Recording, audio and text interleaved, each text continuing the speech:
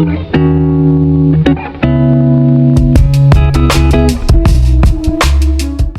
welcome back to Ready Garden. So are you feeling bloated, tired? Maybe you have strong cravings or addictions that you just cannot shake. Possibly you just need a mild reset. So in this video, I will break down detoxing into 3 levels so that you can see exactly where you are and what you need to do next. So here's the thing. We live in a very toxic world, right? We all know that our air, our water, a lot of the things that people use on a daily basis is loaded with chemicals, unfortunately. So there are many definitions that people will use and assume when it comes to detoxing, but here it is. Detoxing is getting close as you can to normalcy as possible for your health and for your body. Let's go over these detoxing levels and I'll share methods that work no matter where you're at. All right, let's get to it. First, I want to say that if you are pregnant or have a weak constitution, like very frail, or you have a severe illness, it is best that you get with a medical professional, a clinical herbalist, someone that can make a tailored, personalized program for you. Start with level category 1. Now, this category is for the group of folks that need immediate changes, because this category 1 is trying to get to category 3. We're going to see what category 3 is in a minute. But category 1 is for those who have strong cravings, constant fatigue, brain fog, just really absent-minded, constant bloating, multitude of skin breakouts, possibly on multiple prescription drugs, and maybe has been diagnosed with a disease. With all these things, your body is waving a red flag. What is needed? Immediate action. One of the things I suggest is a journal. Whether it's electronic, paper, doesn't even matter. The point is keeping track of your progress in a way that's simple and easy for you. What I suggest is just even simply using your phone and saying, this week, this is my goal. That's it. And you list a few things that you're going to strive for. And I did mean a few things, especially for category number 1. You want to look at hydration. If you're a person that drinks very little to no water, a goal, for example, might be for you the first week, I'm going to drink 8 ounces of water every day. Another thing is getting more real foods, whole foods into your meals every day. And when you eat those meals, to get full. Certain things that are filled with fiber and protein can help you achieve that. And as a side note, I hear people say, well, I can't get full off smoothies.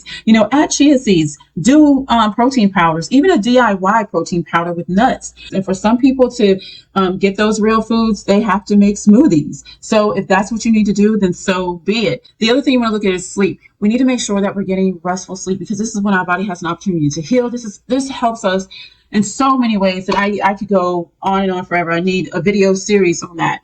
But you want to ensure that you're getting restful sleep, because how are you waking up? Sometimes we wake up groggy, irritable. We need to annotate where we're at and then see what we can do to make those changes going forward. And I understand that sometimes we're like, well, okay, so how do I know what's wrong with me? And that's why I highly suggest a clinical herbalist to create and help you make a personalized plan, especially for this group. The other thing we want to look at is stress. Are we high strung, throughout the day, most days? And exercise. So exercise, we all know that sweating helps us to rid ourselves of some toxins. We can start off small, but as long as we learn to make realistic goals and be consistent. And then it might be, I'm going to stretch at my desk this week. I'm going to do some shoulder shrugs, circles, arm circles. I'm going to do some ankle circles. I'm going to do those things. Then the next week, if you're still trying to get into that habit, you might, say, okay, I'm going to do stretches again, but I'm also going to add in, stretching maybe after or before work. We just want to incorporate these things slowly but surely and with consistency. Consistency is the key. I'd rather see someone make small, realistic goals that they can do consistently and then add a little to it each week versus not do anything after a few weeks or a month. Let's go to level 2, category 2 group. Now, who's in this group? This group is for those that are doing okay, but they have some cravings every now and then. Maybe digestion's a little sluggish. Sleeping might be all right. And people in this group may be those that are pre-diabetic or diabetic and doing better, not quite out of trouble, so to speak. So what's needed? We're going to look at all the things that we did in category 3. We want to take action on those things. We just want to increase it a little bit more. Not underestimate the power of deep breathing.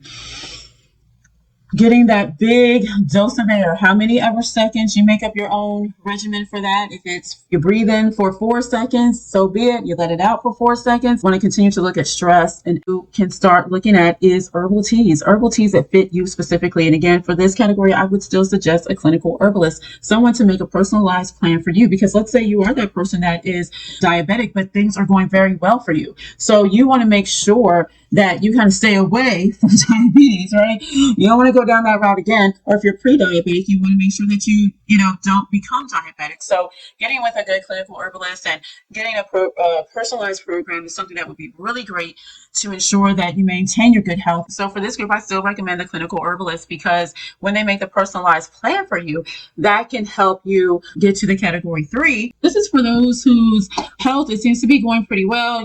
They're getting hydrated, they're eating a lot of real foods, they're exercising, but they want to still keep their system or their body clean and energized, right? Or as clean as possible. And also maybe they feel that they could definitely function at a better level. This is a great place to be. We just need a little tune up every now and then. I would also keep a journal at this level too, because keeping a journal can help you determine what works for you. Like you may eat certain things and you're like, I didn't feel well that great immediately after eating that. But when I eat this, I feel good. I feel actually better.